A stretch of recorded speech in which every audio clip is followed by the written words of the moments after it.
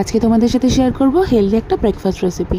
প্রথমে নিয়ে নিয়েছি গাজর কুচি, পেঁয়াজ কুচি, একটা পাতি লেবু, ধনেপাতা কুচি, টমেটো কুচি, শসা কুচি আর কয়েক কোয়া রসুন।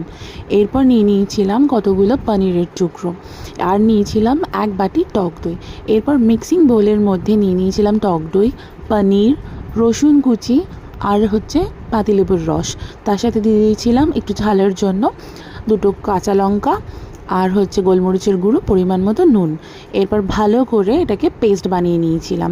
আর ওইদিকে প্রেশার কুকারে চানাগুলোকে সেদ্ধ হতে দিয়েছি, তারপর ওটাকে জল ছেঁকে নিয়েছি।